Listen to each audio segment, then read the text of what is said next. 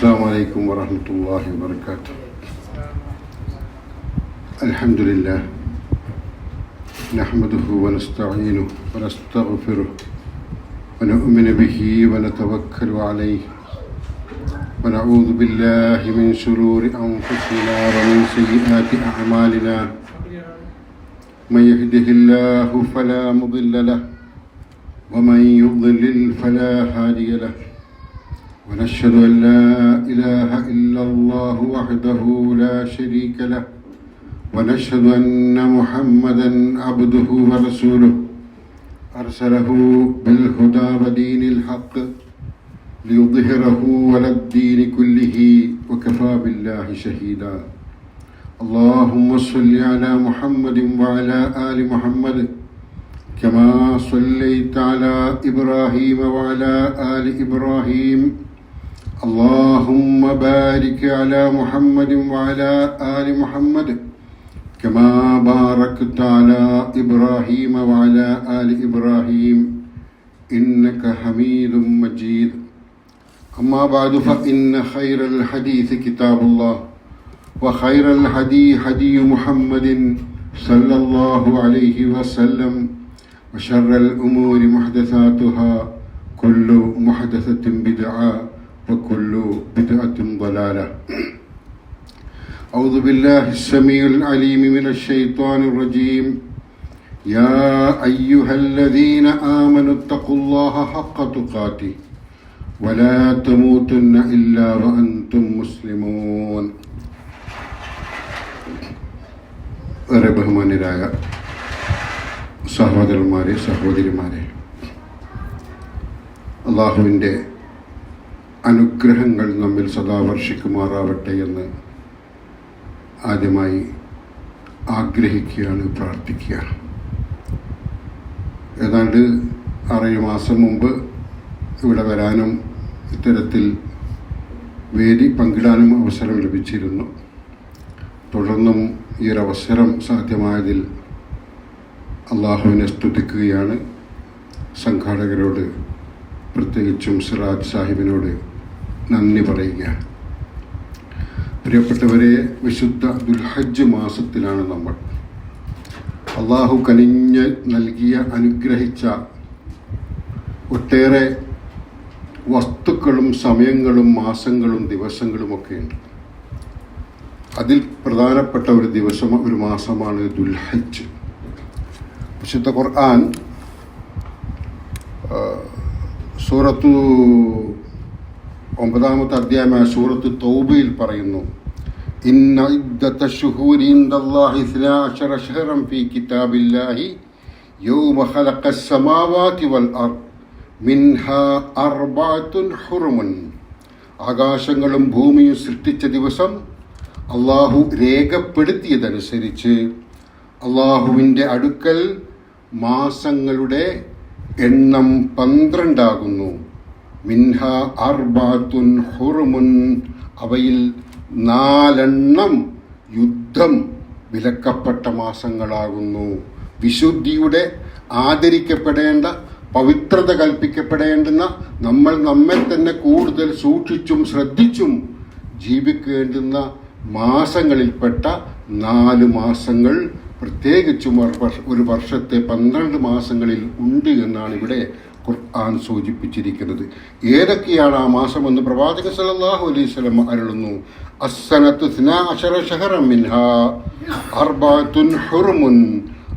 ഒരു വർഷം എന്നാൽ 12 മാസമാകുന്നു. അർബഅത്തുൻ ഹുറുമുൻ, അതിൽ 4 പവിത്രമാക്കപ്പെട്ട മാസമാകുന്നു. സലാസുൻ മുതവാലിയാത്തുൻ, അതിൽ 3 ആവട്ടെ തുടർച്ചയായി വരുന്നതും ആകുന്നു. അതേതൊക്കെയാണെന്ന് പറയുന്നു. ദുൽഖഅദ വദുൽഹിജ്ജ വൽ മുഹറം. 11-ാമത്തെ മാസമായ ദുൽഖഅദും 12-ാമത്തെ മാസമായ നമ്മൾ സാന്നിധ്യമുള്ള, നമ്മളിപ്പോൾ അനുഭവിക്കുന്ന സാന്നിധ്യമുള്ള ദുൽഹിജ്ജ മാസവും വരാൻ പോകുന്ന മുഹറം മാസവും, അങ്ങനെ 3 മാസവും പിന്നെ റജബുമാണ് ആ 4 മാസങ്ങളെന്ന് പ്രവാചകൻ സല്ലല്ലാഹു അലൈഹി വസല്ലം വിശദീകരിക്കുകയും ചെയ്തിരിക്കുകയാണ്. പ്രിയപ്പെട്ടവരെ, അത്തരത്തിൽ വിശേഷം എന്ന്, പവിത്രമെന്ന് പ്രവാചകനും വിശുദ്ധ ഖുർആനും പറഞ്ഞിരിക്കുന്ന ഒരു മാസത്തിൽ ദുൽഹജ്ജ് മാസത്തിലാണ് നമ്മൾ ഉള്ളത്. എന്താണ് ഈ ദുൽഹജ്ജ് മാസത്തിൻ്റെ പ്രത്യേകത എന്ന് പ്രത്യേകം പറയേണ്ട ആവശ്യമില്ല. ഹജ്ജ് എന്ന മഹത്തായ കർമ്മം, ലോകം സാക്ഷിയാകുന്ന മനുഷ്യരൊക്കെയും ഒന്നാണെന്ന് പ്രഖ്യാപിക്കുന്ന, ആ മനുഷ്യരുടെയൊക്കെയും നാവിലൂടെ ഏകനായ ഇലാഹിനെ കുറിച്ച വിശുദ്ധ വചനങ്ങൾ ഉയർന്നു വരുന്ന ഒരു സമ്മേളനം, ഒരു സംഗമം എല്ലാ വർഷവും നടക്കുകയാണ്. കണ്ണുള്ളവർക്ക് കാണാനും കാതുള്ളവർക്ക് കേൾക്കാനുമായി അത് വർഷാവർഷം നടന്നുകൊണ്ടിരിക്കുകയാണ്. ഈ വർഷവും നടക്കുന്ന അതിൻ്റെ തുടക്കത്തിലാണ്, അതിൻ്റെ സമയങ്ങളിലാണ്. അങ്ങനെ ഒരു മഹനീയമായ സംഭവം ലോകത്തുള്ള എല്ലാ രാജ്യത്തെയും വർണ്ണവർഗ വ്യത്യാസങ്ങൾക്കപ്പുറം എല്ലാ രാജ്യത്തെയും ജനങ്ങൾ അവിടെ ഒത്തുകൂടുകയാണ്. അവരുടെ വേഷവിധാനം ഒന്നാണ്, അവർ പ്രഖ്യാപിക്കുന്നത് ഒന്നാണ്, അവരുടെ വാക്കിൽ നിന്നും വായിൽ നിന്നും ഉതിരുന്ന വചനങ്ങളൊന്നാണ്. പ്രിയപ്പെട്ടവരെ, അവർ ലക്ഷ്യമാക്കുന്നതും ഒന്നാണ്. ലിക്കലിമത്തുല്ലാഹിയൽ ഉലിയ, തൽബിയത്ത് ചൊല്ലുകയാണ്. അള്ളാഹുവിൻ്റെ വചനം ഉന്നതമാക്കാനുള്ള തൽബിയത്ത്. അല്ലാഹു അക്ബർ, അല്ലാഹു അക്ബർ, അല്ലാഹു അക്ബർ. അവർ ആ തൽബിയത്തിൻ്റെ മനോഹരമായ മുഹൂർത്തങ്ങളിലൂടെ അതിൽ ലയിച്ചങ്ങനെ ഒരു 5 ദിവസത്തോളം മക്കയും പരിസരത്തുമായ പ്രദേശങ്ങളിൽ ചെലവഴിക്കുന്നു. ദുൽഹജ്ജ് 8 മുതൽ 13 വരെയുള്ള ദിവസങ്ങൾ. ആ കാര്യങ്ങളൊക്കെ നമുക്ക് വിശദീകരിക്കാം. പറഞ്ഞു വരുന്നത്, അത്തരമൊരു മഹനീയമായ മഹത്തായ സംഭവങ്ങൾക്ക് സാക്ഷിയാകുന്ന മാസം എന്ന നിലക്കാണ് ദുൽഹജ്ജ് അള്ളാഹു പ്രത്യേകം ആദരിക്കപ്പെട്ട മാസമായി വിശേഷിപ്പിച്ചിരിക്കുന്നത്. പ്രിയപ്പെട്ടവരെ, ചിഹ്നങ്ങളെ ആദരിക്കുക എന്നുള്ളത് മനുഷ്യനെ സംബന്ധിച്ചിടത്തോളം അവനോട് കൽപ്പിച്ച കാര്യമാണ്. ഇന്ന സഫാവൽ മർവത മിൻ ശാഇരില്ലാ എന്ന് ഖുർആൻ മറ്റൊരു സ്ഥലത്ത് പറഞ്ഞിട്ടുണ്ട്. സഫയും മർവയും നമുക്കറിയാം. ഹജ്ജ് കർമ്മത്ത്, ഹജ്ജുമായി ബന്ധപ്പെട്ട കർമ്മങ്ങളിൽ നിന്നുള്ള ഒരു ഒന്നാണ് സഫയും മർവയും. ഒരു അടയാളമാണ് സഫയും മർവയും. അത് അള്ളാഹുവിൻ്റെ ഷാഇരിൽപ്പെട്ട, ചിഹ്നങ്ങളിൽപ്പെട്ട ഒരു കാര്യമാണ് എന്ന് വിശുദ്ധ ഖുർആൻ സൂചിപ്പിക്കുന്നുണ്ട്. അത്തരം ചിഹ്നങ്ങളെ ആദരിക്കുക എന്നുള്ളത്, അള്ളാഹു ആദരിച്ച അത്തരം മാസങ്ങളെയും സമയങ്ങളെയും ഒക്കെ ആദരിക്കുക എന്നുള്ളത് വിശ്വാസികളെ സംബന്ധിച്ചിടത്തോളം അവൻ്റെ ജീവിതത്തിൻ്റെ ബാധ്യതയുടെ ഭാഗമായി വിശദീകരിക്കുന്നുണ്ട്. വിശുദ്ധ ഖുർആൻ സൂറത്തുൽ ഹജ്ജിൽ പറയാണ്, ذَلِكَ وَمَن يُعَظِّمْ حُرُمَاتِ اللَّهِ فَهُوَ خَيْرٌ لَهُ عِندَ رَبِّهِ. അഥവാ നിങ്ങൾ ഗ്രഹിക്കുക, നിങ്ങൾ മനസ്സിലാക്കണം, അള്ളാഹു പവിത്രത നൽകിയ വസ്തുക്കളെ വല്ലവനും ബഹുമാനിക്കുന്ന പക്ഷം, അള്ളാഹു പവിത്രത നൽകിയ വസ്തുക്കളെ വല്ലവരും ബഹുമാനിക്കുന്ന പക്ഷം അത് തൻ്റെ രക്ഷിതാവിൻ്റെ അടുക്കൽ അവന് ഗുണമായിരിക്കും. കേട്ടോ, അള്ളാഹു പവിത്രമാണെന്ന് വിശേഷിപ്പിച്ച മാസമാണ് ദുൽഹജ്ജ്. അള്ളാഹു പവിത്രമാണെന്ന് വിശേഷിപ്പിച്ച ചിഹ്നമാണ് സഫാ മർവ. അള്ളാഹു പവിത്രമായി പറഞ്ഞു തന്ന ദിവസമാണ് യൗമുൽ ജുമാ. അങ്ങനെ ഒട്ടേറെ കാര്യങ്ങൾ മക്കയിൽ മസ്ജിദുൽ ഹറമിൽ വെച്ച് നമസ്കരിച്ചാൽ മറ്റു പള്ളികളിൽ നിന്ന് ജമാഅത്ത് നമസ്കരിക്കുന്നതിനേക്കാൾ 1,00,000 മടങ്ങ് പ്രതിഫലം ലഭിക്കും. മസ്ജിദുൽ ഹറമിൽ വെച്ച് ജമാഅത്ത് നമസ്കരിച്ചാൽ. മസ്ജിദുൽ നബവിയിൽ വെച്ച് നമസ്കരിച്ചാലോ 10,000 റക്അത്ത് നമസ്കരിച്ച പ്രതിഫലമാണ് ഉണ്ടാവുക. ബൈത്തുൽ മുഖദ്ദസിൽ വെച്ച് നമസ്കരിച്ചാലോ 1000 റക്അത്ത് നമസ്കരിച്ച്, ഒരു റക്അത്ത് നമസ്കരിച്ചാൽ 1000 റക്അത്ത് നമസ്കരിച്ച പ്രതിഫലം.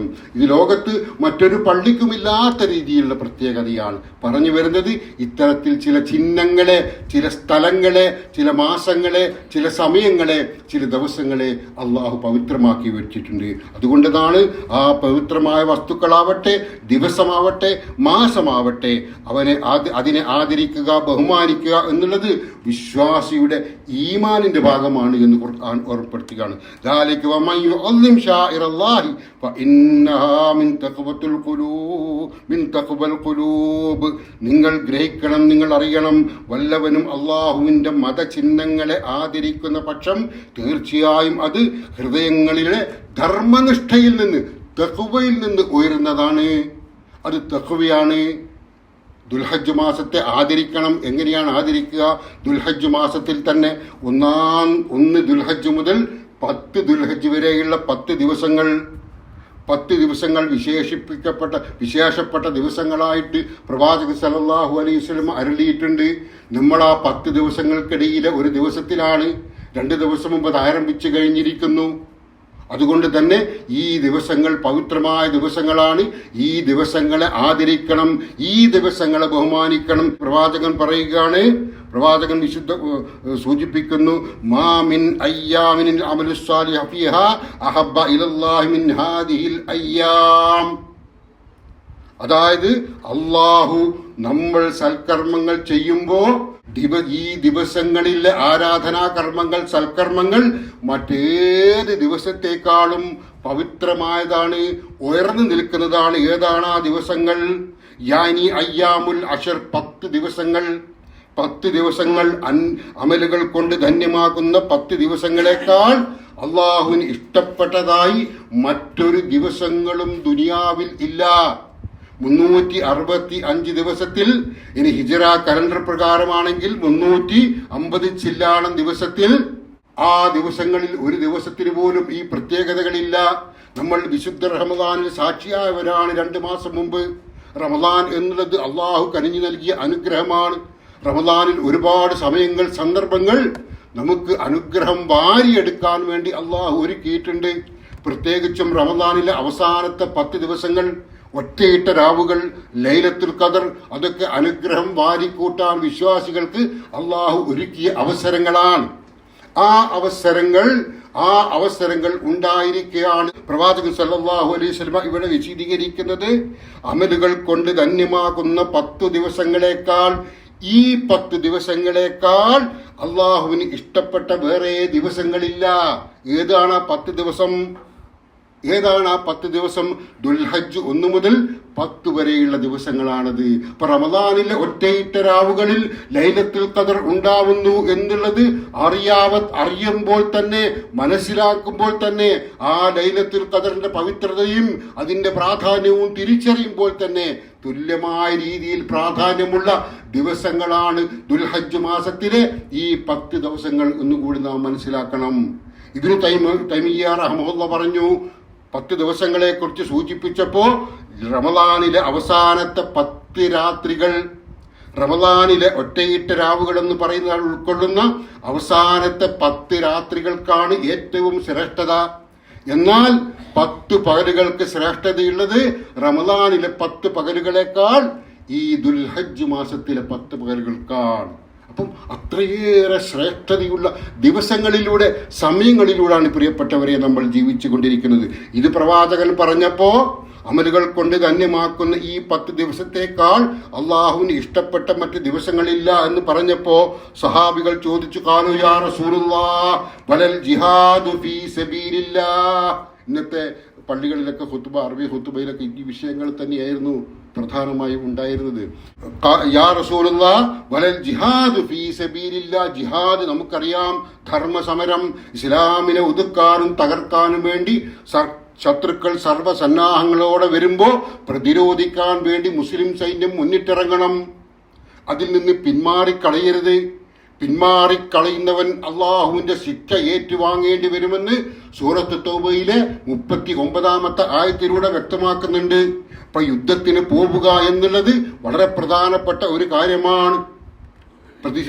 ആ സാഹചര്യം ഒത്തുവന്നാൽ യുദ്ധത്തിന് ഇറങ്ങി പുറപ്പെടുക എന്നുള്ളത് വളരെ പ്രധാനപ്പെട്ട കാര്യമാണ്. എന്നാൽ ആ യുദ്ധം പോലെ പ്രസക്തമാണോ ഈ 10 ദിവസങ്ങൾ എന്ന് ചോദിച്ചപ്പോ പ്രവാചകൻ സല്ലല്ലാഹു അലൈഹി വസല്ലം പറയുകയാണ്, വലൽ ജിഹാദു ഫീ സബീലില്ലാഹ്.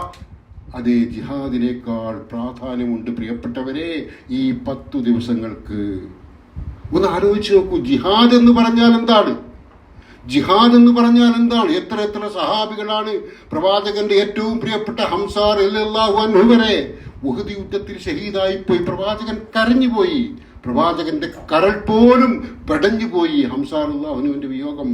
ഒരുപാട് സഹാബികൾ യുദ്ധരംഗത്ത് ഷഹീദായിപ്പോയി. ആ വലിയ ദൗത്യമുണ്ടല്ലോ, മഹനീയമായ ദൗത്യം, അള്ളാഹു തൃപ്തിപ്പെടുന്ന ദൗത്യം. ആ ദൗത്യം പോലെയോ ചിലപ്പോൾ അതിനേക്കാൾ ഉയർന്ന നിലയിലോ ആണ് ഈ 10 ദിവസങ്ങളെന്ന പ്രവാചകൻ പറയുന്നത്. നിസ്സാരമല്ല നമ്മളിപ്പോ ചെലവഴിച്ചു കൊണ്ടിരിക്കുന്ന സമയം. എന്നിട്ട് പ്രവാചകൻ വിശദീകരിക്കുകയാണ്, വലൽ ജിഹാദു ഫീ സബീലില്ലാഹ്, അതേ ജിഹാദും അതേപോലെ തന്നെയാണ്. എന്നാൽ ഇല്ലാ റജുലൻ ഖറജ ബിനഫ്സിഹി വമാലിഹി ഫലം യർജി മിൻ ദാലിക ബിശൈഇൻ, എന്നാൽ ഒരു മനുഷ്യൻ ജിഹാദിനായി തന്റെ സമ്പത്ത് മുഴുക്കെ തന്റെ എല്ലാം അതിനായി സമർപ്പിച്ചുകൊണ്ട് ജിഹാദ് നിർവഹിച്ച് അതിൽ ഷഹീദായി കഴിഞ്ഞാൽ അവന് ശ്രേഷ്ഠതയുണ്ട് മറ്റെന്തിനേക്കാളും, ഈ 10 ദിവസത്തെക്കാളും. ഷഹീദായി കഴിയുന്ന തന്റെ സമ്പത്തും തന്റെതൊക്കെയും ഇസ്ലാമിന് വേണ്ടി സമർപ്പിച്ചുകൊണ്ട് ഷഹീദായി കഴിയുന്ന ഒരു മനുഷ്യനെ സംബന്ധിച്ചിടത്തോളം അയാൾ ഈ 10 ദിവസത്തേക്കാൾ പുണ്യം നേടിയ ആളാണ്. അല്ലാത്തവർ യുദ്ധത്തിന് ഇറങ്ങിപ്പുറപ്പെടുകയും യുദ്ധത്തിൽ വിജയശ്രീലാളിതരായിക്കൊണ്ടോ ഇനി പരാജയപ്പെട്ടുകൊണ്ടോ വരികയും ചെയ്യുക എന്ന സൽക്കർമ്മം നിർവഹിക്കുന്നവർക്ക് വമ്പിച്ച പ്രതിഫലമാണ് അള്ളാഹു ഒരുക്കി വച്ചിരിക്കുന്നത്. എന്നാൽ അതിനേക്കാളേറെ പ്രതിഫലം ഒരു വിശ്വാസിക്ക് നേടിയെടുക്കാൻ ദുൽഹജ്ജ് മാസത്തിലെ ഈ 1 മുതൽ 10 വരെയുള്ള ദിവസങ്ങൾ കൊണ്ട് സാധ്യമാകും എന്നാണ് ഇവിടെ സൂചിപ്പിച്ചിരിക്കുന്നത്. വിശുദ്ധ ഖുർആൻ നമുക്കറിയാം, സൂറത്തുൽ ഫജ്ർ, വൽ ഫജ്ർ, പുലരി തന്നെയാണ് സത്യം, പ്രഭാതം തന്നെയാണ് സത്യം, വലിയാലിൻ അശർ, 10 രാത്രികൾ തന്നെയാണ് സത്യം. ഈ ദിവസങ്ങളെ കുറിച്ചാണ് ഇത് സൂചിപ്പിക്കുന്നത് എന്ന് മുഫസ്സിരികളും വ്യക്തമാക്കിയിട്ടുണ്ട്. എന്താണ് ഈ ദിവസത്തിന്റെ പ്രത്യേകത എന്ന് നാം മനസ്സിലാക്കി. ഈ ദിവസങ്ങൾ ഹജ്ജിലേക്ക് പ്രവേശിക്കുന്ന സമയമാണ്, സന്ദർഭമാണ്. ഹജ്ജുമായി ബന്ധപ്പെട്ട ആ ചിന്തകളുമായി വിശ്വാസികൾ ഒതുങ്ങിക്കൂടുന്ന സമയമാണ്. ഇവിടെ നമ്മൾ നിർവഹിക്കേണ്ടുന്ന സൽക്കർമ്മങ്ങൾ എന്താണ്? നമ്മൾ നിർവഹിക്കേണ്ടുന്ന സൽക്കർമ്മങ്ങൾ, പ്രത്യേക സൽക്കർമ്മങ്ങളൊന്നും പഠിപ്പിച്ചു തന്നിട്ടില്ല. ഈ ദിവസങ്ങളിലേക്ക് പ്രത്യേക സൽക്കർമ്മങ്ങളൊന്നുമില്ല. എന്നാൽ നമ്മൾ ജമാഅത്ത് നമസ്കരിക്കുന്നു, ഫർദ് നമസ്കരിക്കുന്നു, 5 നേരത്തെ നമസ്കാരം, ഫർദ് നമസ്കാരം നമ്മൾ നിർവഹിക്കുന്നു, ജമാഅത്തായി നിർവഹിക്കുന്നു. അങ്ങനെ നിർവഹിക്കുമ്പോൾ അത് കുറച്ചുകൂടി ഇഖ്ലാസോടെ നിർവഹിക്കുമ്പോൾ വമ്പിച്ച തോതിലുള്ള പ്രതിഫലം അതിന് അള്ളാഹു ഒരുക്കി വച്ചിട്ടുണ്ട്. മറ്റു മാസങ്ങളെക്കാൾ, മറ്റു ദിവസങ്ങളിലെ നമസ്കാരങ്ങളെക്കാൾ ഈ മാസത്തിലെ ഈ 10 ദിവസത്തിലെ നമസ്കാരത്തിന് വലിയ തോതിലുള്ള പ്രതിഫലം ഒരുക്കി വച്ചിരിക്കുന്നു. അതുകൊണ്ട് തന്നെ നമസ്കാരം നിർവഹിക്കുക, കണിശതയോടെ നിർവഹിക്കുക, അത് ജമാഅത്തായി നിർവഹിക്കാനുള്ള ശ്രമം നടത്തുക. അതിനോടൊപ്പമുള്ള റവാത്തിബ് സുന്നത്ത് നമസ്കാരമാവട്ടെ, തഹിയ്യത്ത് നമസ്കാരമാവട്ടെ, തഹജ്ജുദ് നമസ്കാരമാവട്ടെ, ഒക്കെയും വളരെ ഇഖ്ലാസോടെ നിർവഹിച്ചാൽ നമ്മൾക്ക് ലഭിക്കുന്നത്, പ്രിയപ്പെട്ടവരെ, ജിഹാദിന് പോയി തിരിച്ചു വരുന്ന അല്ലെങ്കിൽ ജിഹാദുമായി ബന്ധപ്പെട്ട് പ്രവർത്തിക്കുന്ന ഒരു വിശ്വാസിക്ക് അള്ളാഹു കനിഞ്ഞനുഗ്രഹിച്ച് നൽകുന്ന ദിവസത്തിന്റെ പ്രതിഫലമാണ് എന്ന് നാം തിരിച്ചറിയണം. അള്ളാഹു എത്ര കാരുണ്യവാനാണ്. സാധാരണക്കാരായി നമ്മൾ ജീവിക്കുകയാണ്. വലിയ വലിയ ത്യാഗങ്ങളൊന്നും ഇസ്ലാമിന് വേണ്ടി നിർവഹിക്കാൻ നമുക്കില്ല.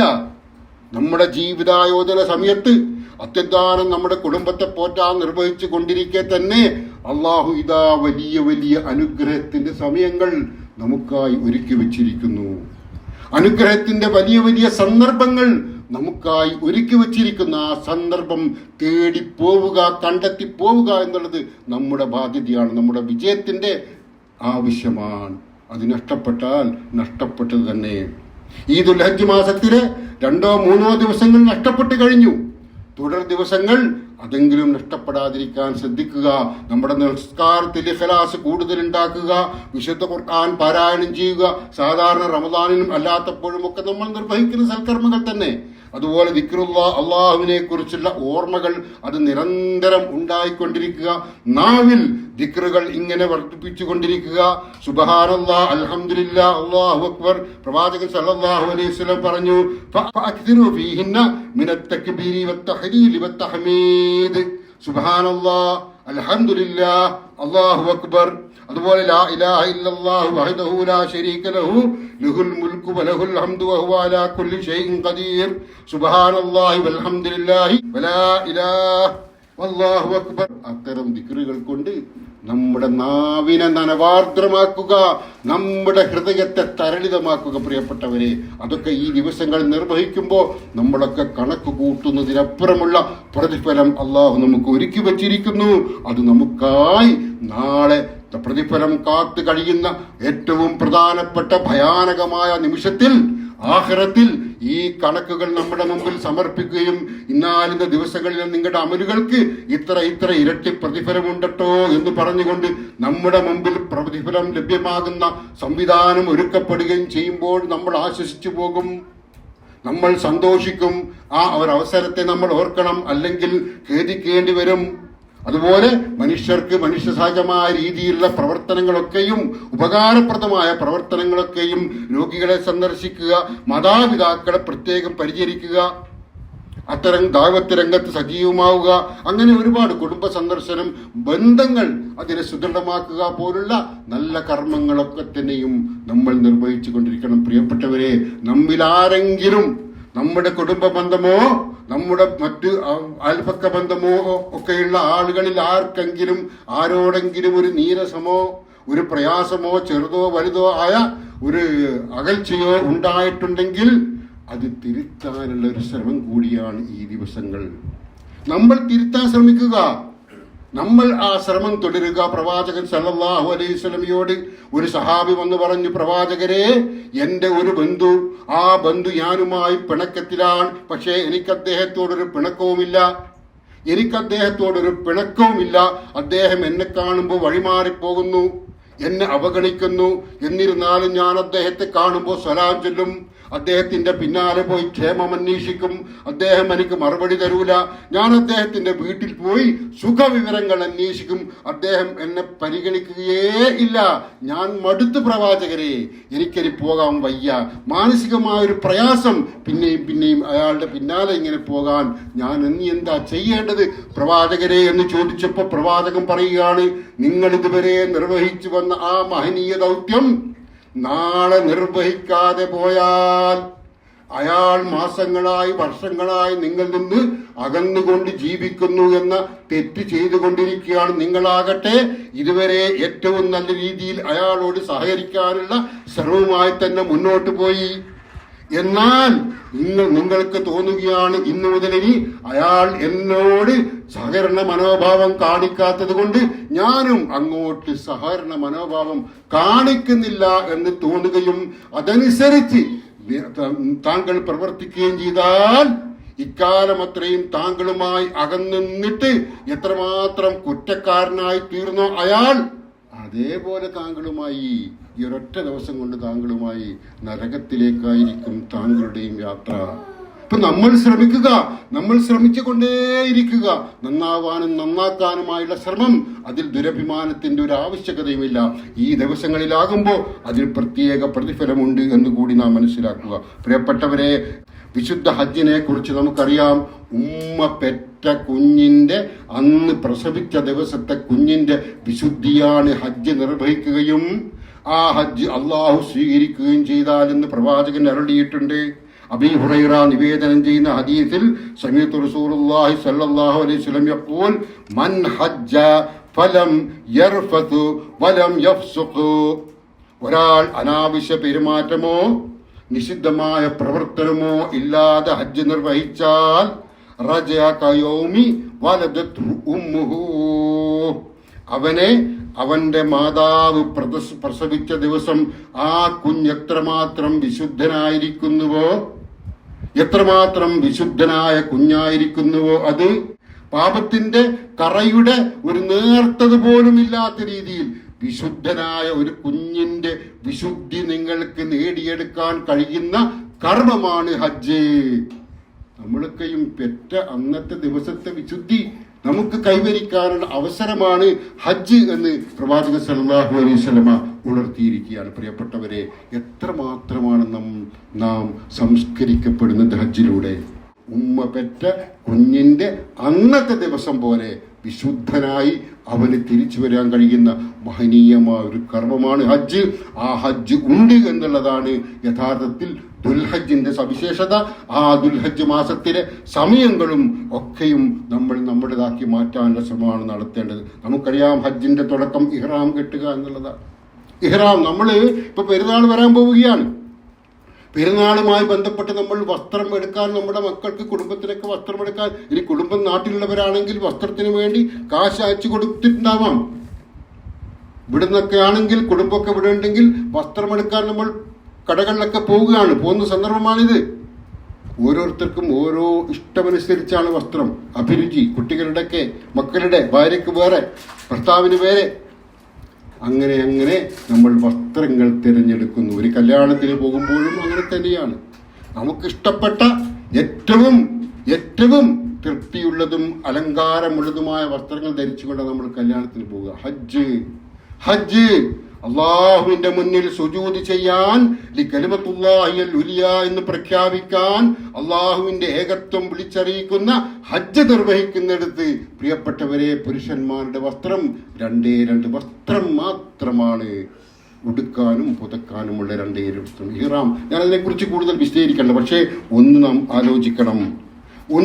ആലോചിക്കണം. പൊങ്ങച്ചത്തിന്റെ എന്തെങ്കിലും ലാഞ്ചന നമ്മുടെ മനസ്സിലുണ്ടെങ്കിൽ, കിബിറിന്റെ അഹംഭാവത്തിന്റെ എന്തെങ്കിലും ഒരംശം നമ്മുടെ മനസ്സിലുണ്ടെങ്കിൽ അതൊക്കെ തച്ചുടക്കുന്ന തുടക്കമാണ് ഹജ്ജിന്റെ തുടക്കം, ഇഹ്റാം കെട്ടൽ.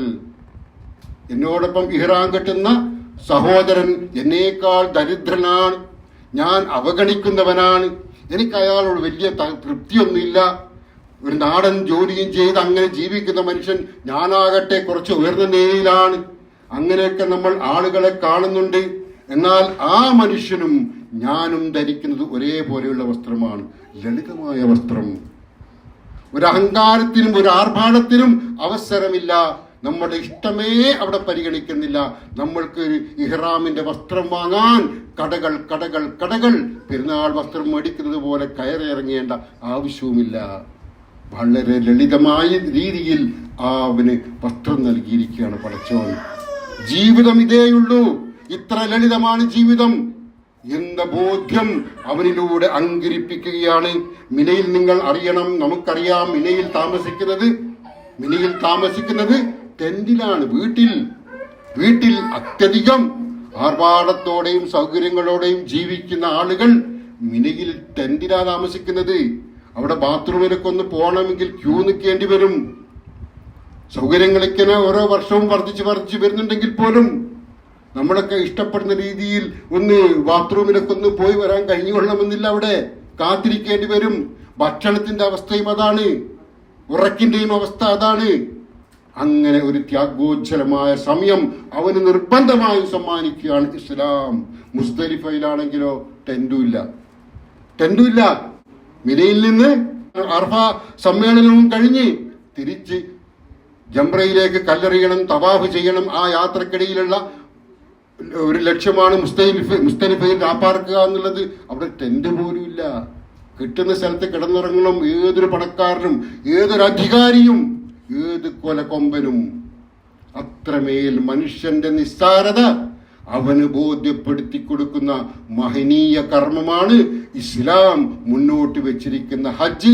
ലോകത്ത് അന്നോ ഇന്നോ ചരിത്രത്തിലോ ഇത്തരത്തിൽ മനുഷ്യനെ ആകെ ദുർബലനോ അല്ലെങ്കിൽ ലളിതവൽക്കരിച്ചുകൊണ്ടോ ഉള്ള മറ്റൊരു ആരാധനാ കർമ്മവുമില്ല ഇസ്ലാമിലെ ഈ ഹജ്ജല്ലാതെ. പ്രിയപ്പെട്ടവരെ, നാം മനസ്സിലാക്കണം, ഈ ഹജ്ജ് നിർവഹിക്കുക എന്നുള്ളത് ഒരു വലിയ ത്യാഗം തന്നെയാണ്. നിങ്ങൾ അള്ളാഹുവിന് വേണ്ടി ഹജ്ജും ഉംറയും നിർവഹിക്കുക. പടച്ചവന്റെ തൃപ്തി മാത്രമേ അവിടെ ലക്ഷ്യമുള്ളൂ. മറ്റൊരു ദുരാഗ്രഹവും ഹജ്ജിന് പോകുന്ന ഒരാൾക്ക് ഉണ്ടാവരുത്. ഒരു താല്പര്യവും മറ്റൊരു താല്പര്യവും ഉണ്ടാവാത്ത രീതിയിൽ വെറും പടച്ചവന്റെ തൃപ്തി മാത്രം ലാക്കാക്കിക്കൊണ്ടായിരിക്കണം ഹജ്ജിന് പോവേണ്ടത്. ഒരു ഹജ്ജിന് പോകുന്ന ഒരു മനുഷ്യനെ സംബന്ധിച്ചിടത്തോളം, ഒരാൾ ഹജ്ജിന് പോവുകയാണെങ്കിൽ അയാളെ യാത്രയാക്കാൻ പോകുന്ന നമ്മൾ അയാൾക്ക് വേണ്ടി പ്രാർത്ഥിക്കണം.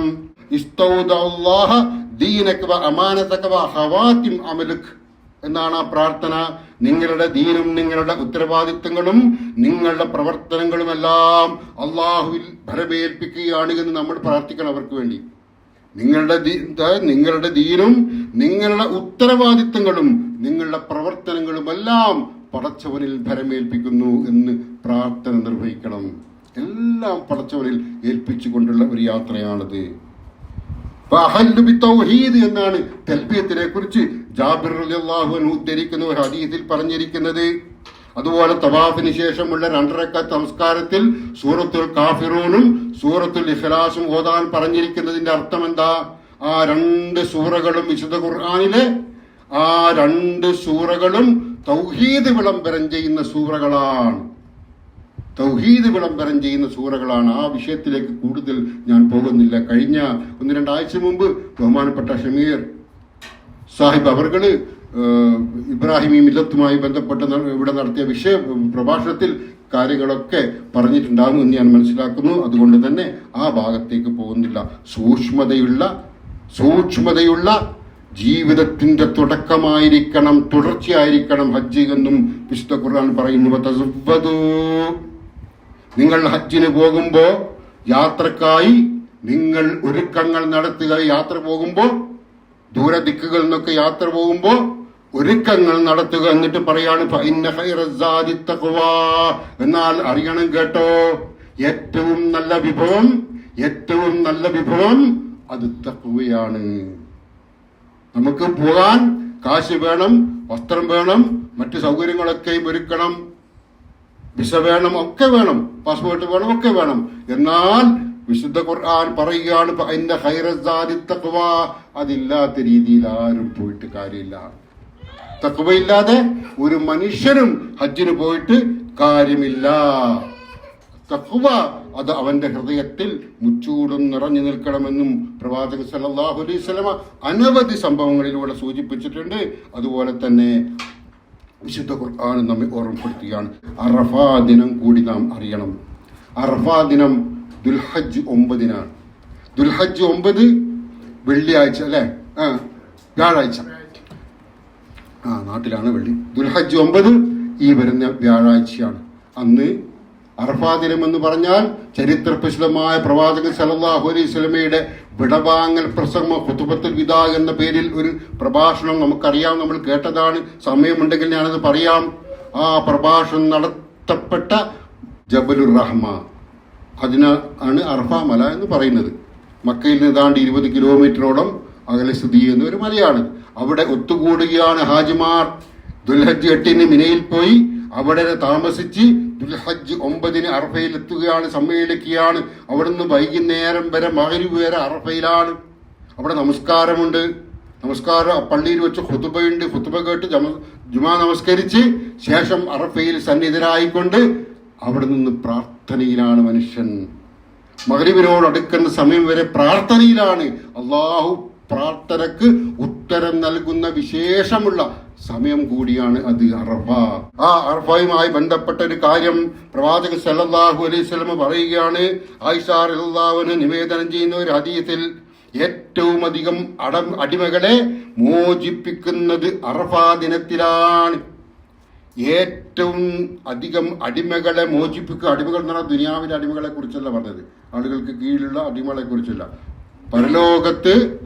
പരലോകത്ത് ശിക്ഷിക്കപ്പെടുന്ന അല്ലെങ്കിൽ പ്രയാസപ്പെടുന്ന ആളുകളെ അള്ളാഹുവിന്റെ വചനം ഉയർത്തിക്കാട്ടി എന്നതിന്റെ പേരിൽ അയാൾക്ക് ഈമാനുണ്ട് എന്ന ഒരൊറ്റ കാരണം കൊണ്ട് മറ്റു ശിക്ഷകൾക്കൊക്കെയും ശിക്ഷ അനുഭവിച്ച് അവർക്ക് രക്ഷപ്പെടുത്താനുള്ള അവസരം നൽകുന്നുണ്ട്. ആ ദിവസം നൽകുന്നതിനെ കുറിച്ച് പറയുന്നു. അറഫാ ദിനത്തിൽ അത്തരത്തിൽ ആളുകളെ പരിഗണിക്കും. ആളുകൾ ഇന്നാലിന്ന ആളുകൾക്കുള്ള രക്ഷയുണ്ട് എന്ന ഒരു തീരുമാനമെടുക്കുന്ന സമയമാണത് എന്ന് പ്രവാചകൻ സല്ലല്ലാഹു അലൈഹി വസല്ലം അരുളി.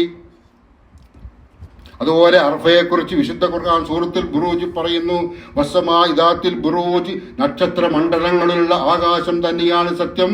വൽ യൗമുൽ മഅൂദ്, വാഗ്ദാനം ചെയ്യപ്പെട്ട ആ ദിവസം തന്നെയാണ് സത്യം. അറഫയെക്കുറിച്ചാണത്. വശാഹിദിൻ വമശ്ഹൂദ്, സാക്ഷിയും സാക്ഷ്യം വഹിക്കപ്പെടുന്ന കാര്യവും തന്നെയാണ് സത്യം. ഇവിടെ വാഗ്ദാനം ചെയ്യപ്പെട്ട ദിവസം എന്നുള്ളത് പുനരുദ്ധാന ദിവസവും സാക്ഷ്യം വഹിക്കപ്പെടുന്ന ദിവസം അത് അറഫ ദിനവുമാകുന്നു എന്ന് വിശദീകരിച്ചിരിക്കുകയാണ് പ്രവാചകൻ സല്ലല്ലാഹു അലൈഹി വസല്ലമ. അറഫ ദിനത്തിന്റെ പ്രാധാന്യത്തെക്കുറിച്ച് ഇമാം ഇബ്നു കസീർ തന്റെ തഫ്സീറിൽ ഇങ്ങനെയാ പറയുന്നത്. ഒരു ജൂതൻ ഉമർ റളിയല്ലാഹു അൻഹുവിനോട് പറയുകയാണ്, ഓ വിശ്വാസികളുടെ നേതാവേ, നിങ്ങളുടെ ഗ്രന്ഥത്തിൽ ഒരു വാക്യമുണ്ടല്ലോ, വിശുദ്ധ ഖുർആനിൽ ഒരു വാക്യമുണ്ടല്ലോ, അത് നിങ്ങൾ എല്ലാവരും വായിച്ചു കൊണ്ടിരിക്കുന്നുണ്ട് ഇപ്പോഴും. അത് ഞങ്ങൾക്കായിരുന്നു അവതരിച്ചതെങ്കിൽ, ഞങ്ങളുടെ ഗ്രന്ഥത്തിലായിരുന്നു അത്തരം ഒരു വാചകം ഉണ്ടായിരുന്നതെങ്കിൽ അത് അന്നത്തെ ദിവസം ഞങ്ങൾ ആഘോഷത്തിന്റെ ദിവസമാക്കുമായിരുന്നു. ഉമർ റളിയല്ലാഹു അൻഹു ചോദിച്ചു, ഏതാണ് ആ വാക്യം? അദ്ദേഹം പറയുകയാണ്, ജൂതൻ പറയുകയാണ്, അൽയൗമ അക്മൽതു ലക്കും ദീനക്കും വഅത്മംതു അലൈക്കും നിഅമതി വറദീതു ലക്കും അൽ ഇസ്ലാമ ദീനാ. സൂറത്തുൽ മാഇദയിലെ നമുക്കറിയാം, ഇസ്ലാം പൂർത്തീകരിക്കപ്പെട്ട പ്രഖ്യാപനം നടത്തുന്ന വചനമാണിത്. ആ വചനം ജൂതൻ ഉദ്ധരിച്ചപ്പോ, നിങ്ങൾക്ക് നിങ്ങളുടെ മതം ഞാനിതാ പൂർത്തിയാക്കി തന്നിരിക്കുന്നു, എന്റെ അനുഗ്രഹം നിങ്ങളുടെ മേൽ ഞാൻ പൂർത്തീകരിച്ചിരിക്കുന്നു, ഇസ്ലാമിനെ നിങ്ങൾക്ക് തൃപ്തിപ്പെട്ട മതമായി നാം അംഗീകരിക്കുകയും അനുവദിക്കുകയും ചെയ്തിരിക്കുന്നു, നൽകുകയും ചെയ്തിരിക്കുന്നു എന്ന അള്ളാഹുവിന്റെ വചനം. അതാണ് ജൂതൻ ഉദ്ദേശിച്ച വചനം. അപ്പൊ ഉമർ റളിയല്ലാഹു അൻഹു പറയുകയാണ്, അള്ളാഹുവാണ് സത്യം, ഈ വാക്യം എപ്പോൾ എവിടെയാണ് അള്ളാഹുവിന്റെ ദൂതന് അവതരിച്ചത് എന്ന് എനിക്കറിയാം. അത് വെള്ളിയാഴ്ച അറഫാ ദിനത്തിലെ വൈകുന്നേരമാ. അറഫാ ദിനത്തിലെ വെള്ളിയാഴ്ചയിലെ പ്രവാചകൻ അറഫയിൽ സമ്മേളിച്ച ആ ദിവസത്തിലെ വൈകുന്നേരമാണ് ഈ വചനം, വിശുദ്ധ ഖുർആൻ മതം പൂർത്തീകരിക്കപ്പെട്ടു എന്ന വിശുദ്ധ ഖുർആനിലെ വചനം അവതരിച്ചത് എന്ന് ഉമർ റളിയല്ലാഹു അൻഹു പറയാണ്.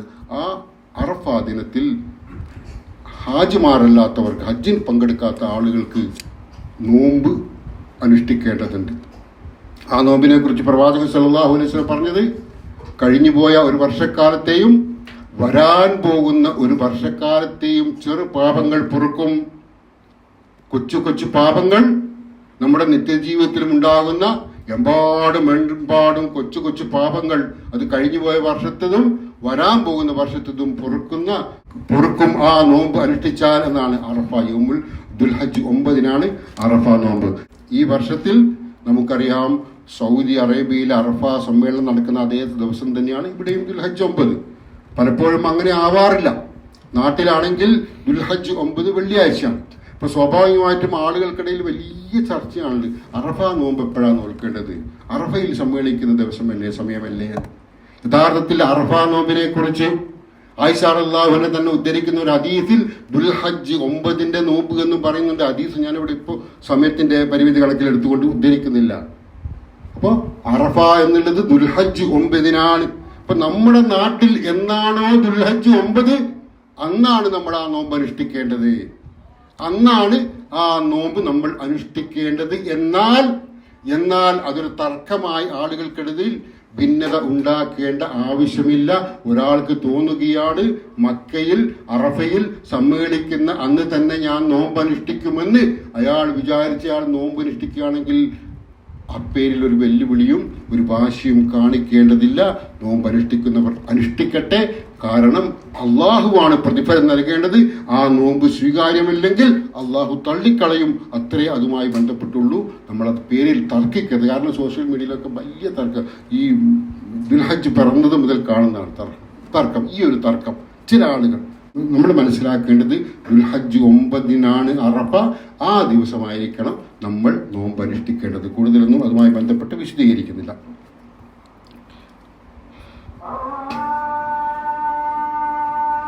പ്രിയപ്പെട്ടവരെ, ഇപ്പോൾ ദുൽഹജ്ജ് 9 നോമ്പ്, അറഫ നോമ്പിനെ കുറിച്ച് നമ്മൾ സംസാരിച്ചു. മറ്റൊന്ന് ഉളുഹിയത്താണ്. ഹജ്ജിലെ ഒരു കർമ്മമാണ് ഉളുഹിയത്ത്. ഹജ്ജ് കർമ്മമൊന്നും ഞാനങ്ങനെ ക്രമപ്രകാരം ഇവിടെ വിശദീകരിക്കുന്നില്ല. ഉളുഹിയത്ത് ഹജ്ജ് നിർവഹിക്കാത്ത ആളുകളെ സംബന്ധിച്ചിടത്തോളവും വളരെ പ്രധാനപ്പെട്ട ഒരു കാര്യം തന്നെയാണ്. വലിയ പുണ്യമുള്ള ഒരു കാര്യമാണ്. ചില പണ്ഡിതന്മാർ അത് വാജിബാണ് എന്ന് വരെ അഭിപ്രായപ്പെട്ടിട്ടുണ്ട്. കഴിവുള്ള ആളുകളെ സംബന്ധിച്ചിടത്തോളം വാജിബാണ് എന്ന് വരെ വിശദീകരിച്ചിട്ടുണ്ട്. പ്രവാചകൻ സല്ലല്ലാഹു അലൈഹി വസല്ലം പറഞ്ഞു, ഉളുഹിയത്ത് അറക്കുവാൻ കഴിവുണ്ടായിട്ടും അങ്ങനെ ചെയ്യാത്തവർ നമ്മുടെ നമസ്കാരത്തിലേക്ക്, അതായത് മുസല്ലയിലേക്ക് വരാതിരിക്കട്ടെ എന്ന് പ്രവാചകൻ പറഞ്ഞ ഒരു ഹദീസുണ്ട്. അപ്പോൾ അത്ര വളരെ പ്രധാനപ്പെട്ട ഒരു കാര്യമാണ് ഉളിയത്ത് അറക്കുക എന്നുള്ളത്. അപ്പോൾ ഉളിയത്തിൽ പങ്കാളികളായിക്കൊണ്ട് നമ്മളൊക്കെയും ഇവിടുന്ന് ആ ദൗത്യം നിർവഹിക്കുന്നുണ്ട് എന്നാണ് വിചാരിക്കുന്നത്. ഇവിടുന്നില്ലെങ്കിൽ നാട്ടിലേക്ക് കാശ് അയച്ചുകൊണ്ടായിരിക്കും അതൊക്കെ നിർവഹിക്കുന്നുണ്ടാവുക. അതിനെക്കുറിച്ചൊന്നും കൂടുതൽ വിശദീകരിക്കുന്നില്ല. അതൊക്കെ വലിയ പുണ്യമുള്ള കാര്യമാണ്. അറവല്ലേ, മൃഗത്തെ കൊല്ലുന്നതല്ലേ, പാപമല്ലേ, എത്രയെത്ര മൃഗത്തെയാണ് കൊന്നുകൊണ്ടിരിക്കുന്നതൊക്കെ ചിന്തിക്കുകയും പറയുകയും ചെയ്യുന്ന ആളുകളൊക്കെ ഉണ്ട്. പക്ഷേ ഇതിലും പുണ്യം അള്ളാഹു ഒരുക്കി വെച്ചിരിക്കുന്നു. മനുഷ്യരെ സംബന്ധിച്ചിടത്തോളം അവന്റെ ജീവിതവുമായി ബന്ധപ്പെട്ട് കിടക്കുന്നതാണ് ഭക്ഷണം എന്നുള്ളത്. ഭക്ഷണത്തിന്റെ ഒരു ഭാഗമാണ് മൃഗങ്ങൾ. അത് ഉപയോഗപ്പെടുത്തിക്കൊണ്ട് ഇന്ന് ഈ ഉളുഹിയത്തിൽ ഹജ്ജ് സന്ദർഭങ്ങളിൽ ഉളുഹിയത്തുമായി ബന്ധപ്പെട്ട അറിവ്, അതുമൂലം നൽകുന്ന അറിവ്, ആ അറിവിൽ ലഭിക്കുന്ന മാംസങ്ങൾ ഒരുപാട് മാംസങ്ങൾ അത് കഷ്ടപ്പെടുന്ന പ്രയാസപ്പെടുന്ന രാജ്യങ്ങളിലേക്ക്, ആളുകളിലേക്ക് എത്തിച്ചുകൊണ്ടിരിക്കുകയാണ് സൗദി അറേബ്യ. വലിയൊരു പുണ്യകർമ്മം അവിടെയും നടക്കുന്നുണ്ട്. അപ്പോൾ നമ്മൾ വിചാരിക്കുന്ന രീതിക്ക് അപ്പുറമാണ് ഇതിന്റെ ഗുണങ്ങൾ എന്നുകൂടി നാം മനസ്സിലാക്കുക. ലൻ യനാലല്ലാഹ ലുഹൂമുഹാ വലാ ദിമാഉഹാ വലാകിൽ യനാലുഹു തഖ്വാ മിൻകും. അവയുടെ മാംസമോ രക്തമോ അള്ളാഹുവിങ്കിൽ എത്തുന്നേ ഇല്ല. നമ്മൾ അറക്കുന്നു എന്നുള്ളത് കൊണ്ട് അതിന്റെ മാംസമോ രക്തമോ അള്ളാഹുവിലേക്ക് എത്തുന്നേ ഇല്ല. അതുമൂലം നിങ്ങളുടെ തഖ്വയാണ് അവൻ പരിഗണിക്കുന്നത്, അവരിലേക്ക് എത്തുന്നത് എന്നും വിശുദ്ധ ഖുർആൻ സൂചിപ്പിച്ചിരിക്കുകയാണ്. കൗസർ നമുക്കറിയാം, ഏറ്റവും ചെറിയ സൂറത്താണ്. 108-ാമത്തെ അധ്യായം. ഇന്നെ ആത്വൈനാക്കൽ കൗസർ, തീർച്ചയായും നിനക്ക് നാം ധാരാളം നേട്ടം നൽകിയിരിക്കുന്നു. ഫസ്വല്ലി ലിറബ്ബിക വൻഹർ, ഫസ്വല്ലി ലിറബ്ബിക വൻഹർ. ആകയാൽ നീ നിന്റെ രക്ഷിതാവിന് വേണ്ടി നമസ്കരിക്കുകയും ബലിയർപ്പിക്കുകയും ചെയ്യുക. നിനക്ക് നാം ധാരാളം നേട്ടം നൽകിയിരിക്കുന്നു. പ്രവാചകന്റെ ഗുണകരമായ അവസ്ഥയുമായി ബന്ധപ്പെട്ട് ഇറങ്ങിയ ആയത്താണിത്. അവിടെ പറയുകയാണ്, ഒരുപാട് നേട്ടം നിനക്ക് നൽകിയിരിക്കുന്നു, അതുകൊണ്ട് നീ നമസ്കാരം നിർവഹിക്കുക രക്ഷിതാവിന് വേണ്ടി, ഒപ്പം ബലിയർപ്പിക്കുകയും ചെയ്യുക.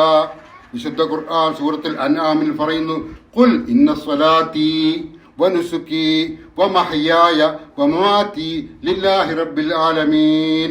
നിശ്ചയമായും എൻ്റെ നമസ്കാരവും വനുസുക്കി എൻ്റെ ബലിയും എൻ്റെ ജീവിതവും മരണവും ലോകരക്ഷിതാവായ അള്ളാഹുവിനാകുന്നു. ബലി അറക്കുക, ഉളുഹിയത്തിൽ പങ്കാളിയാവുക എന്നുള്ളത് വളരെ പ്രധാനപ്പെട്ട ഒരു കാര്യമാണ്, പുണ്യകരമായ ഒരു കാര്യമാണ്. ആകാവുന്ന ആളുകൾ അതുമായി ബന്ധപ്പെട്ട് സഹകരിക്കണം എന്നുകൂടി ഓർമ്മപ്പെടുത്തുന്നു. പ്രവാചകൻ സല്ലല്ലാഹു അലൈഹി വസല്ലമ അറഫയിൽ വെച്ച് അവസാന ഒറ്റ ഹജ്ജ് പ്രവാചകൻ സല്ലല്ലാഹു അലൈഹി വസല്ലം നിർവഹിച്ചിട്ടുള്ളൂ. അറഫയിൽ വെച്ച് പ്രവാചകൻ സല്ലല്ലാഹു അലൈഹി വസല്ലമ ഒരു പ്രഖ്യാപനം നടത്തിയിട്ടുണ്ട്.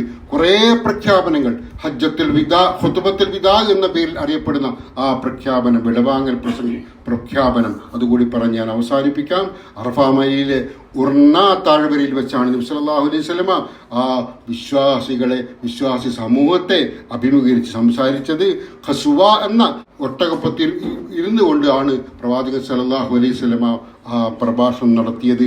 മാത്രമല്ല, പ്രവാചകൻ സല്ലല്ലാഹു അലൈഹി വസല്ലമ പറയുന്ന പ്രഭാഷണം കേട്ടിരിക്കുന്ന ആയിരക്കണക്കിന് ആളുകൾക്ക് കേൾക്കാൻ വേണ്ടി അത്യുച്ചത്തിൽ റാബിയത്തു ബിൻ ഉമയ്യ എന്ന സഹാബി ഉറക്കെ വിളിച്ചു പറഞ്ഞുകൊണ്ടിരിക്കുകയും ചെയ്തിരുന്നു.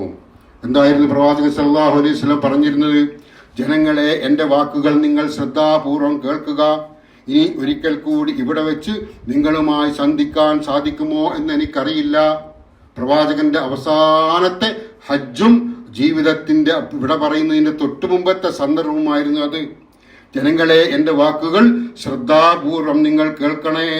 ഇനി ഒരിക്കൽ കൂടി ഇവിടെ വെച്ച് നിങ്ങളുമായി സന്ധിക്കാൻ സാധിക്കുമോ എന്ന് എനിക്കറിയില്ല. ജനങ്ങളെ, നിങ്ങളുടെ രക്തവും ധനവും അന്ത്യനാൾ വരെ പവിത്രമാണ്. ആർക്കും ആരെയും കൊല്ലാൻ അവകാശമില്ല. അനാവശ്യമായി ആർക്കും ആരെയും ആക്രമിക്കാൻ അവകാശമില്ല. ആർക്കും ആരെയും അവരുടെ അഭിമാനത്തിന് ക്ഷതമുണ്ടാക്കുന്ന രീതിയിൽ സമീപനം ഉണ്ടാകുവാനും അവകാശമില്ല എന്ന വലിയൊരു പ്രഖ്യാപനമാണ് ഇവിടെ പ്രവാചകൻ നിർവഹിച്ചിരിക്കുന്നത്. ജനങ്ങളെ, നിങ്ങളുടെ രക്തവും ധനവും അന്ത്യനാൾ വരെ പവിത്രമാണ്.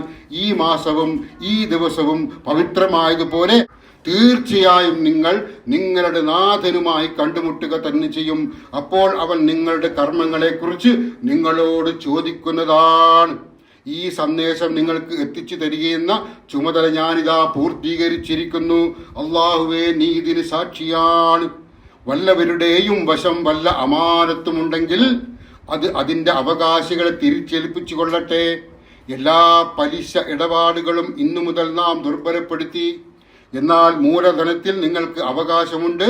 അതുകൊണ്ട് തന്നെ നഷ്ടം വരുന്ന പ്രശ്നം ഉദിക്കുന്നില്ല. പലിശ പാടില്ല എന്ന് അള്ളാഹു വിധിച്ചതാണ് കേട്ടോ. ആദ്യമായി എന്റെ പിതൃവ്യൻ അബ്ബാസിന്റെ കിട്ടാനുള്ള പലിശ ഇതാ ഞാൻ റദ്ദ് ചെയ്തിരിക്കുന്നു. അനിസ്ലാമികമായ കാലത്തെ എല്ലാ കുടിപ്പകയും ഇന്നത്തോടെ ദുർബലപ്പെടുത്തിയിരിക്കുന്നു. അനിസ്ലാമിക കാലത്തെ എല്ലാ കുലമഹിമകളും പദവികളും എല്ലാ പൊങ്ങച്ചങ്ങളും ഇതോടെ അവസാദുവാക്കുകയും ചെയ്തിരിക്കുന്നു. ജനങ്ങളെ, നിങ്ങൾക്ക് നിങ്ങളുടെ ഭാര്യമാരോട്, സ്ത്രീകളോട് ചില ബാധ്യതകളുണ്ട്. അവർക്ക് നിങ്ങളോട് ഇങ്ങോട്ടുമുണ്ട്. നിങ്ങൾക്ക് ഇഷ്ടമില്ലാത്തവരെ നിങ്ങളുടെ വിരിപ്പ് സ്പർശിക്കാൻ അവർ അനുവദിക്കരുത്. വ്യക്തമായ നീചവൃത്തികൾ ചെയ്യാനും പാടില്ല. സ്ത്രീകളോട് നിങ്ങൾ ദയാപുരസ്സരം പെരുമാറണേ. അവർ നിങ്ങളുടെ ആശ്രിതരും പങ്കാളികളുമാണ്. അള്ളാഹുവിന്റെ അമാനത്തായാണ് നിങ്ങൾ അവരെ വിവാഹം ചെയ്തിരിക്കുന്നത്. ജനങ്ങളെ, വിശ്വാസികൾ പരസ്പരം സഹോദരങ്ങളാണ്. തന്റെ സഹോദരൻ മനസ്സംതൃപ്തിയോടെ തരുന്നതല്ലാതെ ആർക്കും ഒന്നും അനുവദനീയമല്ല കേട്ടോ. അതിനാൽ നിങ്ങൾ അന്യോന്യം ഹിംസകളിൽ ഏർപ്പെടാതിരിക്കുക. അങ്ങനെ ചെയ്താൽ നിങ്ങൾ സത്യനിഷേധികളാകും. ജനങ്ങളെ, എന്റെ വാക്കുകൾ ശ്രദ്ധാപൂർവം കേൾക്കണേ. വളരെ വ്യക്തമായ കാര്യം ഇവിടെ വിട്ടേച്ചുകൊണ്ടാണ് ഞാൻ പോകുന്നത്. അള്ളാഹുവിന്റെ ഗ്രന്ഥവും വിശുദ്ധ ഖുർആനും എന്റെ ചര്യയുമാണത്, സുന്നത്തുമാണത്. ജനങ്ങളെ, നിങ്ങളുടെ ദൈവം ഏകനാണ്. നിങ്ങളെല്ലാം ഒരേ പിതാവിന്റെ മക്കളാണ്. നിങ്ങളെല്ലാം ആദമിൽ നിന്നുള്ളവരാണ്. ആദമാവട്ടെ മണ്ണിൽ നിന്നും.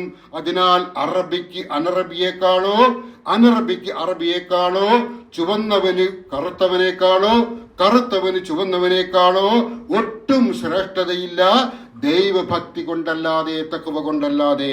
അള്ളാഹുവേ, ഞാൻ ഈ സന്ദേശം എത്തിച്ചു കൊടുത്തില്ലേ? അള്ളാഹുവേ, നീയാണ് ഇതിന് സാക്ഷി. ഈ സന്ദേശം കിട്ടിയവർ അത് കിട്ടാത്തവർക്ക് എത്തിച്ചു കൊടുക്കുക. പ്രവാചകൻ സല്ലല്ലാഹു അലൈഹി വസല്ലമയുടെ ഖുത്ബത്തുൽ വിദാ അവസാന പ്രസംഗത്തിലെ വചനങ്ങളായിരുന്നു ഇത്. ഇതും സംസാരിച്ച് വൈകാതെ തന്നെ പ്രവാചകൻ വിട പറഞ്ഞ് യാത്രയൊഴിച്ച് പോവുകയും ചെയ്തിരുന്നു. ആ ദൗത്യമാണ് നമ്മൾ നിർവഹിക്കുന്നത് ഇവിടെയും എല്ലായിടത്തും. ഇത് കിട്ടിയവർ അത് കിട്ടാത്തവർക്ക് എത്തിച്ചു കൊടുക്കുക. ഇസ്ലാമിന്റെ വിശുദ്ധമായ സന്ദേശം അത് ഹജ്ജ് മാത്രമല്ല, ഹജ്ജ് മാത്രമല്ല, ആരാധനാ കർമ്മങ്ങൾ മാത്രമല്ല, വിശുദ്ധ തൗഹീദ് അടക്കം എല്ലാം ജനങ്ങൾക്ക് എത്തിച്ചു കൊടുക്കുന്ന മഹനീയ ദൗത്യമാണ് നമ്മൾ നിർവഹിച്ചു കൊണ്ടിരിക്കുന്നത്. ഇസ്ലാഹി സെന്റർ നിർവഹിച്ചു കൊണ്ടിരിക്കുന്നത്. ആ ദൗത്യ നിർവഹണത്തിൽ കണ്ണിച്ചേർന്ന എല്ലാവരെയും അള്ളാഹു അനുഗ്രഹിക്കുമാറാവട്ടെ. പരിസരങ്ങളിലും ചുറ്റുപാടുകളിലുമൊക്കെ വിശുദ്ധ തൗഹീദിന്റെ സന്ദേശം തുടർന്നും അതിശക്തമായ നിലയിൽ തന്നെ പ്രചരിപ്പിക്കാനും മുന്നോട്ട് കൊണ്ടുപോകാനുള്ള ശ്രമം ഉണ്ടാവണം. അള്ളാഹു അനുഗ്രഹിക്കുമാറാവട്ടെ. ഈ കൂടിച്ചേരൽ ഒരു വലിയ സൽക്കരമായി കാരണവാനായ അള്ളാഹു സ്വീകരിക്കുമാറാവട്ടെ. റബ്ബുൽ-ആലമീനായ തമ്പുരാനെ, ഞങ്ങളിൽ നിന്നും വന്നുപോയ പാപങ്ങളൊക്കെ ഇനി പുറത്തു തരണമേ റഹ്മാനെ. ഞങ്ങൾ പാപികളെന്ന് പറയുന്നില്ല റബ്ബേ, ഞങ്ങൾ ദുർബലരാണ് അല്ലാഹ്. ഞങ്ങൾ ദുർബലരാണ് റബ്ബേ. ഞങ്ങളിൽ പോരായ്മകൾ വരുന്നുണ്ട്. മനസ്സാ ചിന്തിച്ചു പോകുന്ന പോരായ്മകൾ, പ്രവൃത്തി പദത്തിൽ വന്നു പോകുന്ന പോരായ്മകൾ റബ്ബേ ഒക്കെ പുറത്തു തരണമേ റബ്ബേ. ചെറുതും വലുതുമായ പാപങ്ങൾ നീ പുറത്ത് ഞങ്ങളെ നീ അനുഗ്രഹിക്കണമേ അല്ലാഹ്. റബ്ബുൽ-ആലമീനായ തമ്പുരാനെ, ഞങ്ങളുടെ പ്രിയപ്പെട്ട മാതാപിതാക്കൾക്ക് നീ കാരുണ്യം വർഷിക്കണമേ റഹ്മാനെ. ഞങ്ങളുടെ മാതാപിതാക്കളിൽ പലരും ഇന്ന് രോഗികളാണ്, പ്രയാസത്തിലാണ്, ക്ഷീണത്തിലാണ്. റബ്ബുൽ-ആലമീനായ തമ്പുരാനെ, അവർക്ക് നീ ആശ്വാസം നൽകണമേ അല്ലാഹ്. അവരുടെ പ്രയാസങ്ങൾ നീ ദൂരീകരിച്ചു കൊടുക്കണമേ റഹ്മാനെ. രോഗികളായ ഞങ്ങളുടെ മാതാപിതാക്കൾക്കുടെ രോഗങ്ങൾ നീ ശിഫയേകണമേ റഹ്മാനെ. ഞങ്ങളുടെ മാതാപിതാക്കളിൽ പലരും ഇന്ന് ബർസഖി ലോകത്താണ് റബ്ബേ. അവരുടെ കബർ ജീവിതം നീ വെളിച്ചമാക്കി കൊടുക്കണമേ അല്ലാഹ്. അവരുടെ കബർ ജീവിതം നീ വിശാലമാക്കി കൊടുക്കണമേ റഹ്മാനെ. നാളെ ജന്നാത്തുൽ ഫിർദൗസിൽ അവർക്കും ഞങ്ങൾക്കും നീ ഇടം നൽകണമേ റഹ്മാനെ. ലോകത്തിന്റെ വിവിധ ഭാഗങ്ങളിൽ വിശ്വാസം ഉൾക്കൊണ്ടതിന്റെ പേരിൽ സത്യവിശ്വാസികൾ വലിയ പ്രയാസത്തിലാണ്. ഗസയിൽ, ഫലസ്തീനിൽ നമുക്കറിയാം, ഒരുപാട് പിഞ്ചുകുട്ടികൾ, സ്ത്രീകൾ, വൃദ്ധന്മാർ യുവാക്കളൊക്കെ തന്നെയും വലിയ വലിയ പരീക്ഷണത്തിലാണ്, പട്ടിണിയിലാണ്, രോഗത്തിന്റെ പിടിയിൽപ്പെട്ടു പോവുകയാണ്. റബ്ബേ, കിരാതമായ ചിലരുടെ ദുഷിച്ച ചിന്തയുടെ ഫലം അനുഭവിക്കുകയാണ് വിശ്വാസികൾ. റബ്ബേ, അവർക്ക് നീ സുരക്ഷിതത്വം നൽകണമേ റഹ്മാനെ, അവർക്ക് നീ രക്ഷ നൽകണമേ റഹ്മാനെ, അവർക്ക് നീ നേതൃത്വം നൽകണമേ റഹ്മാനെ, അവർക്ക് നീ ആത്യന്തിക വിജയം പ്രദാനം ചെയ്യണമേ റഹ്മാനെ. ഏത് പ്രതിസന്ധി ഘട്ടങ്ങളെയും തരണം ചെയ്യാനുള്ള കരുത്ത്, ഈമാനിന്റെ കരുത്ത് അവർക്കും ഞങ്ങൾക്കും നീ പ്രദാനം ചെയ്യണമേ റഹ്മാനെ. റബ്ബുൽ ആലമീനായ തമ്പുരാനെ, കടുത്ത പരീക്ഷണങ്ങളെ തൊട്ട് നീ ഞങ്ങളെ കാത്തുരക്ഷിക്കണമേ അല്ലാ. രോഗങ്ങൾ, കടങ്ങൾ, അപകടങ്ങൾ റബ്ബുൽ ആലമീനായ തമ്പുരാനെ ഇവയെ തൊട്ടൊക്കെ ഞങ്ങളെ കാത്തുരക്ഷിക്കണമേ റഹ്മാനെ. അല്ലാഹുമ്മ ഗഫിർ ലിൽ മുഅ്മിനീന വൽ മുഅ്മിനാത്ത് വൽ മുസ്ലിമീന വൽ മുസ്ലിമാത്ത് الأحياء منهم والأموات إنك مجيب الدعوات ويا قاضي الحاجات. ربنا لا تزغ قلوبنا بعد إذ هديتنا وهب لنا من لدنك رحمة إنك أنت الوهاب. اللهم أجرنا من النار، اللهم أجرنا من النار، اللهم أجرنا من النار. ربنا آتنا في الدنيا حسنة وفي الآخرة حسنة وقنا عذاب النار. السلام عليكم ورحمة الله وبركاته.